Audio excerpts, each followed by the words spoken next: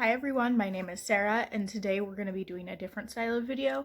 So I had somebody in my comment section of one of my Project 100 uses ask me if I was going to do some eyeshadow videos of me putting on eyeshadow.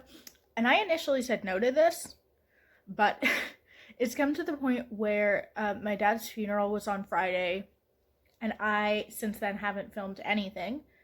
And now it's Friday again and I'm supposed to post a video and I have nothing, so I'm gonna put on some eyeshadow for y'all. In my Project 100 uses, my first goal is to use all my eyeshadow, so I'll look through my list. So I have, this is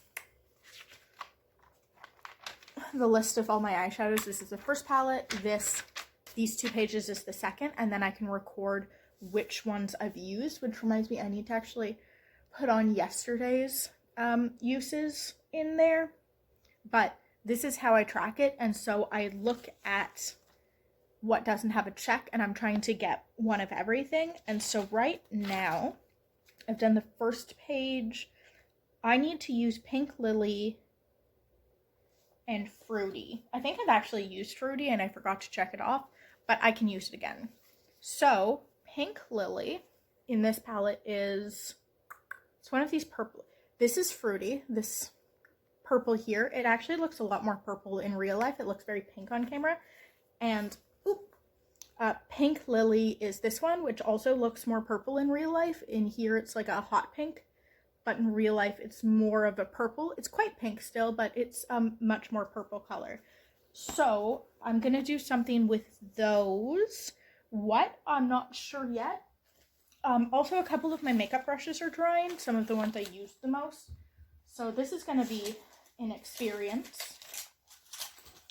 First, I'm going to get my primer, which is the Milani eyeshadow primer. I don't know anything about eyeshadow, so this is going to be a whole thing. Before I do that, I'm going to put on some lip chap because it's winter and my lips are perpetually chapped as all hell. Then we take off my glasses and lose my ability to see. You guys are not that far away from me, but I cannot see you at all. So we're just going to take this and do my first eye. There might be a better way of doing this, but I'm lazy, so I'm just keeping that eye closed so it can set without creasing. And the other eye. I don't know how entertaining this is. I'm not sure if I can do my makeup and talk at the same time. I've never practiced it. I've never tried it. This is my first attempt at filming anything like this. I also recently got a bunch of brushes from friends. I got, they sent me some Morphe brushes after my dad died, which is so ridiculously sweet. I cried when I found out. But yeah, I have a lot more stuff than I did last time I told you guys about my makeup collection. They got me makeup brushes, glitter glue, and it's fucking awesome. It's like quadrupled what I can do with makeup. So I have all these brushes. I like them better than my, what did I buy, NYX brushes, which I think are just not dense enough for how colorful I want them. So I guess I'll start with this.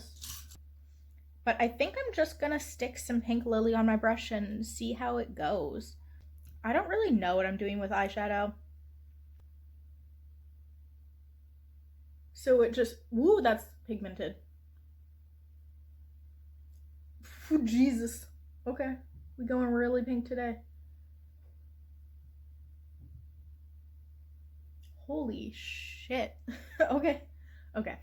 I'm good. But yeah, I started doing makeup when I was, I tried when I was a teenager. I tried bright blue. I've always loved bright colors. I think it's one of the things that drew me to acrylics. So this painting up here is one of mine. Most of my paintings, those ones aren't mine. I didn't make them. They're photos, I think. But a lot of the paintings around my house I made. I just paint and then put in my house, and if people like them, I give them paintings. It doesn't happen all the time, but sometimes, like, I lived with some friends in the city one time, and for about a year, And I was painting a lot that year, and one of my friends really liked one of my paintings, so I just gave it to her. I was like, here you go. Because, you know, when you paint so much, there's only so much space on your walls. I was like, take whatever you want. So whenever my friends like my stuff, I just give them the paintings. I actually have a friend across the street from me who I paint with now. She's really nice, but she also does the same thing where she makes paintings for her own house so she doesn't have to buy paintings, which is, it's actually pretty sick not to have to buy like decor. You can just make it for yourself.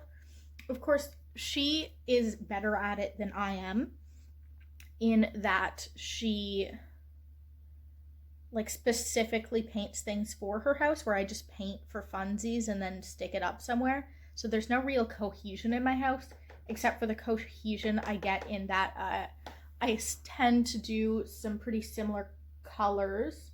Can you still see? I cannot see what I'm doing. Now I can see what I'm doing. Like I said, I really can't see. But yeah, she paints specifically for her house, so she'll do like color cohesion, and she'll pick her colors based on like the area she's gonna put it in. Whereas I just kind of paint and then stick it somewhere. So my house is like all over the place. I have some paintings that are like real weird. I work with acrylics because I like bright colors, and so I also happen to like them in my eyeshadow, which is good because this palette is bright. Look, that is, she bright.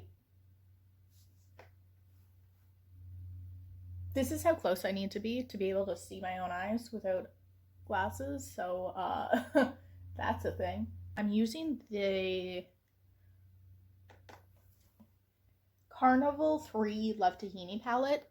I bought it because I wanted to do sunset looks, like those yellow to orange to red to purple kind of looks that people that were really popular, I don't know, like 5 years ago or whatever.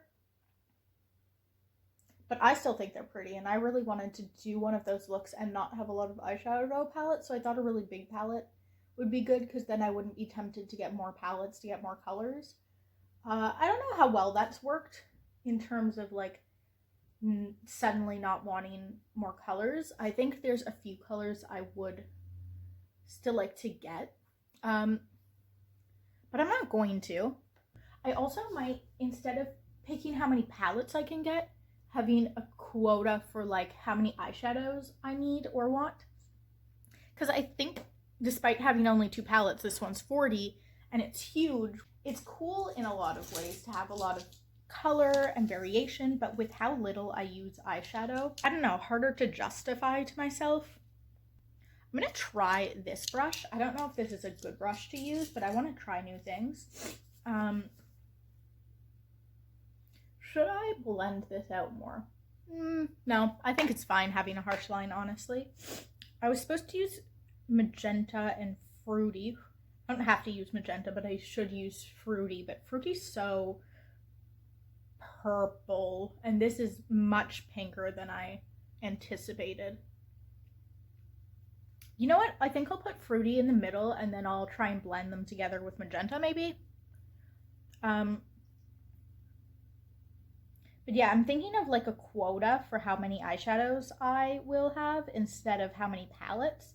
So like this is 40 pans, and it's a lot, and the other one is 12, so that's 52. And I think that's too much, so I might cap it at 50. I don't know. I already have an idea of my 12 pan, what I would like to replace it with when it's eventually done. Though, if I do want to finish it, I need to start using it more. I've been really hyper focusing on this palette. Is this all right for packing? It's effective. It's packing color on, so I guess that's fine.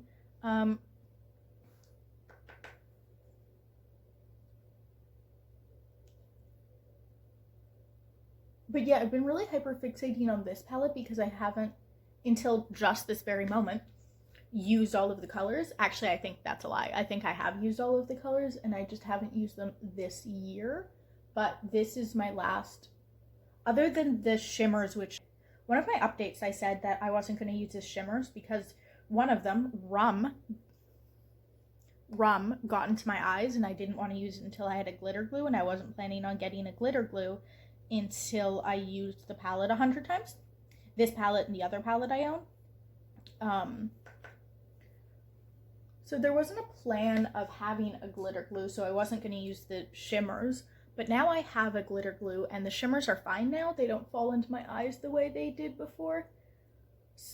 I even used rum. I layered rum and pink rose, which is a pinky shimmer in this palette, on top of each other to make this kind of,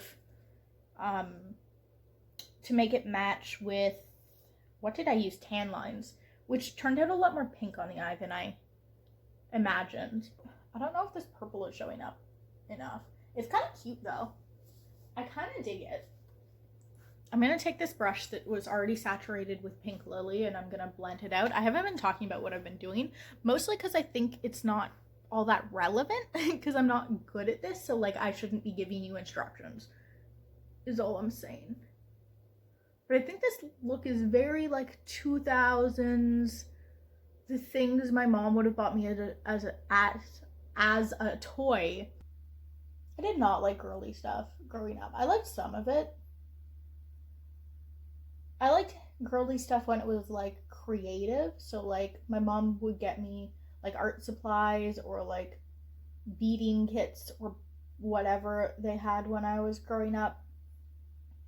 Those like bracelet makers, I thought those were really fun. And those were always pink. I was a creative kid, my whole dad's side of the family. Not that I talk to most of them, but my whole dad's side of the family is super creative. A lot of them play musical instruments. The ones who don't play musical instruments draw, or in my case, paint. But like most of us do some kind of artistic thing. So when pink things were like about being creative, I was like, I'm okay with this. But then as soon as the pink thing wasn't about being creative, I was like, no, please, no more pink. I think I was just mad as a kid that everything had to be pink and I was like this tomboy and I wanted to be different. And I just wanted to not be like lumped in with, I wanted girls not to be lumped in together. One clump of people who all thought the same and acted the same and liked the same things. I was in Scouts growing up and I was just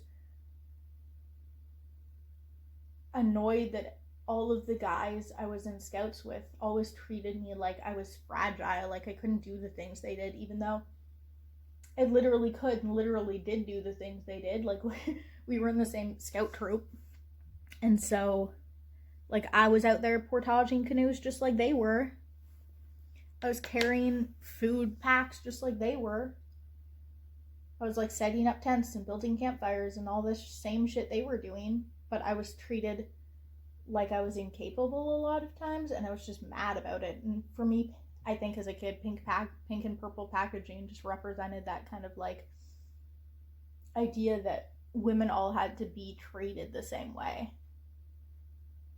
And that's all men thought of us as, is just like these pink purple monsters. And there was also like the I'm not like other girls shit in there, but part of me thinks that I'm not like other girls shit is that kind of behavior of like, you're told that other girls are shallow and they only care about makeup and they only care about their looks and they're vain, and so you're like, I'm not like that, I'm not like other girls. But then as you grow up, you hopefully at some point learn that there's no one way girls are, and that liking pink and purple or liking makeup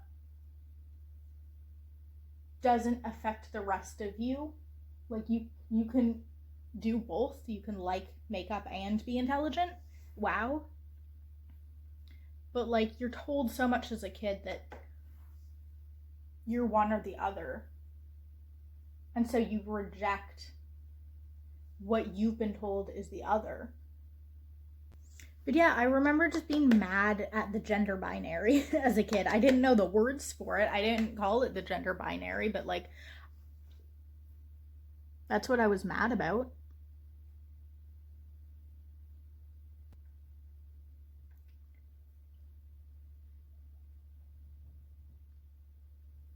It's a lot of effort to just talk and do this at the same time.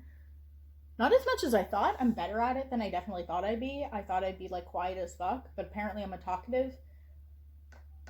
super talkative, which is good. But it's hard to talk about anything like super serious. I'm just kind of, whatever I think of, like the first thing that pops in my head, I'm saying. Because I don't know how else you would do this than just saying whatever the hell pops into your head at the time.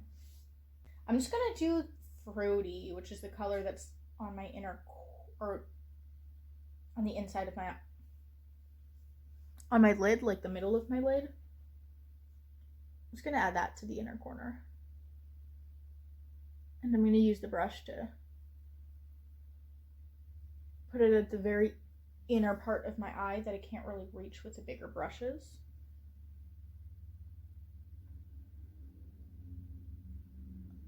And just stamp it into the middle. I'm talking like I'm a beauty guru who's going to give you lessons on how to do your makeup, but I cannot. I've been doing makeup for all of this round. Like I said, I tried when I was a kid, and then there was a year when I was in the city. The point of that whole conversation that I never finished is when I lived in the city, I had a friend who had some eyeshadow. And when she left the city for the summer, she let me use her eyeshadow, but I only had my fingers. But I would do eyeshadow for dates because I was dating a lot.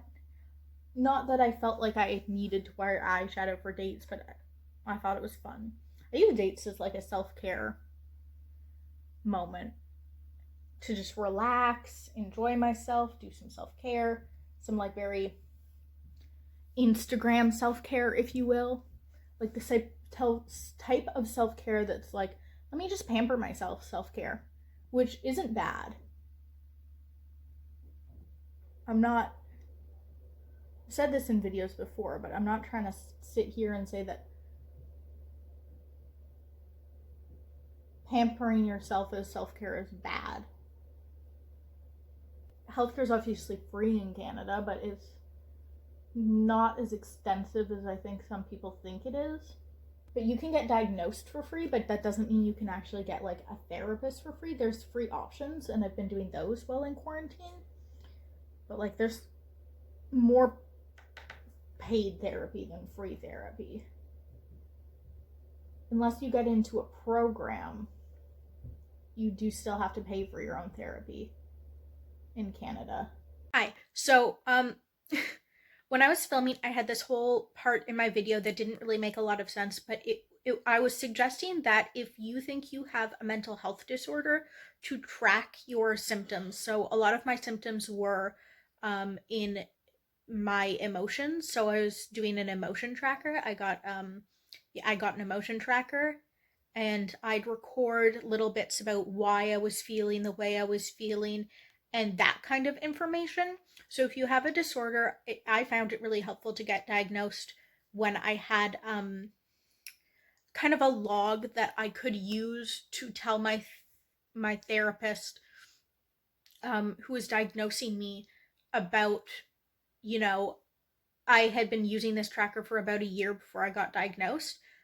And it was really helpful to be able to sit and say with clarity how I was feeling when I was in a bad mood, what triggered me, how I thought about those things. So if you think you have a mental health disorder of any type, tracking your symptoms I found really useful.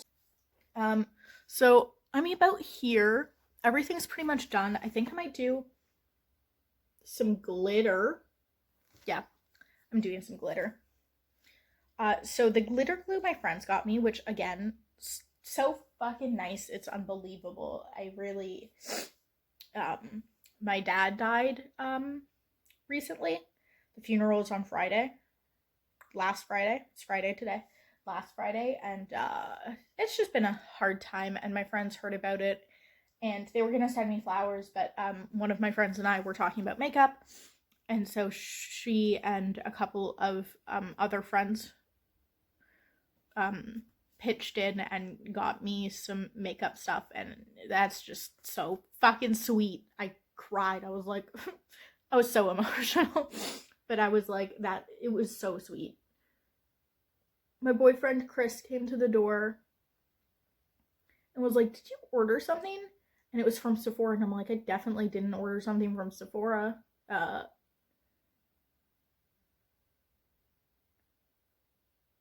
Like, I don't really know why there's a package from Sephora right now. He was like, are you expecting a package? And I thought maybe it was going to be some flowers from my friends, because I knew they were sending me something. They asked my address. She asked my address. So I knew something was coming, but I saw it was a box from Sephora, and I did not put the pieces together. I was like, I don't know what's happening. And then I opened it, and I was like, yeah. I found out that she had sent it, and I cried. I think I'm going to do rose pink again, actually. I just think it fits in the best. I did it yesterday with rum. Not yesterday, the day before, maybe. But I just think it suits this kind of Barbie doll look the best.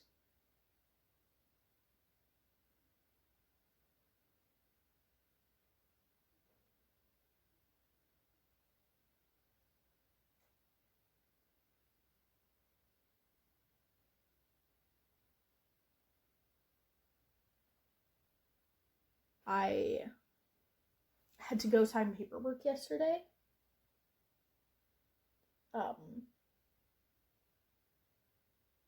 For my dad's estate, which, weird. I'm definitely an adult, like in age, but sometimes it feels like I shouldn't be an adult, and I'm like, who let me do all this adult shit? And yesterday was definitely like that. I was like, I feel like I shouldn't be the one to handle someone's estate. That just sounds like a lot. It was actually pretty easy, honestly. The guy who did it was very nice. I don't think he knew what I was doing either, so that was confusing. I thought he like knew what was going on and would have more information for me, but we figured it out. That was long and hard, and I don't know. It was sad. No, wait. I got this. I'm going to use this, and I'm just going to blend the shimmer into Pink Lily. But yeah, that was a weird thing I had to do yesterday, and it just felt very adult. Which, I'm very much an adult. I'm of adult age. I've been paying bills for a very long time now. You know, I've obviously been paying a phone bill for fucking a really long time, but I've been paying like hydro and taxes and all that stuff for a while, but I still never quite feel like I should be allowed to do it. Feels like somebody made a mistake, you know?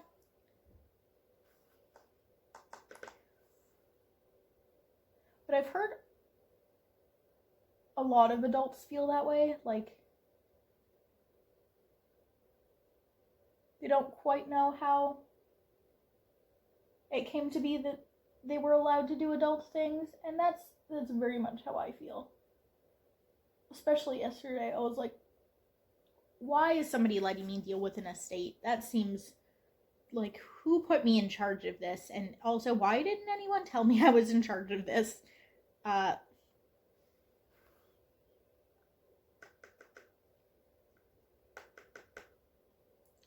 But I did it. I signed the paperwork, and I think that's all I needed to do. There's no more paperwork to sign. That was weird. It's been a weird week. The funeral was really small. We were only, because it's still COVID,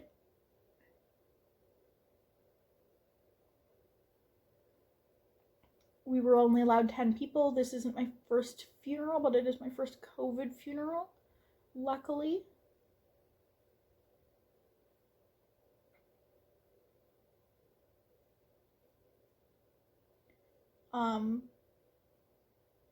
So it was very small. It was usually funerals with my family, who is pretty Christian, I'd say. We've had a lot of like Christian funerals in my family. 2 of my aunts, 2 of my grandparents, and now my dad. But all the other funerals, 3 were on my mom's side, 1 was on my dad's side. But it was in a mosque this time, which was a bit weird. There was 10 of us. My grandparents, my dad's grandparents, me, my brother, and his siblings, and some spouses were there. And it was very small and confined and weird. To be fair, I'm not religious myself. So I find all religious institutions a little bit, like, weird, because I'm not in them. So, like, every time I'm there, I'm like, I don't know if I should be allowed. And it was just a very religious ceremony, and I'm not religious, and everyone was doing prayers and stuff, and I was not. And usually at funerals, there's a lot of people in a giant church. At least for me. The funerals I've been to have all been, there's the funeral, and then there's the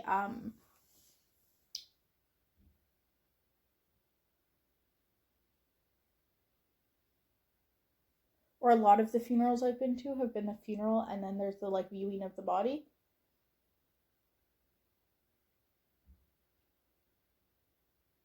Where I've always been related to the people I've gone to the funerals of. So I would be standing, like, in a line getting condolences from a bunch of people, but obviously we couldn't do that because of COVID. So it's just us in the mosque that he got cremated. This all might be a little too dark, but that's my life right now. So it's just us and a priest in the mosque where he had, like, a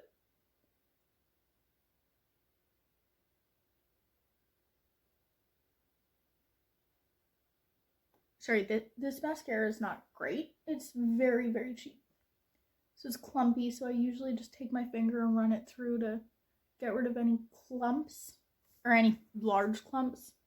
But yeah, the funeral was just us in a mosque with a priest who was praying directly at us. Usually in the funerals I've been to, I can kind of hide, or, like, when it's time to show the body and then everyone comes and gives their condolences, it's like you in a line of people from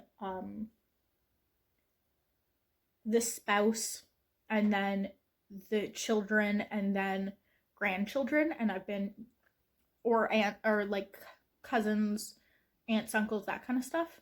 But it's a line of, like, the family members, and so people are just walking by and giving condolences to each family member. And so even in that setting, it's like, because there's so many family members in my families,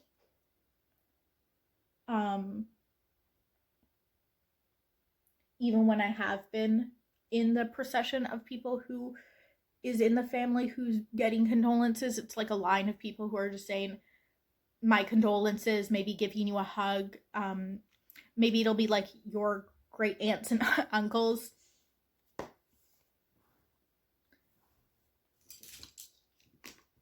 Talking about how last time they saw you were this small or whatever, that kind of stuff.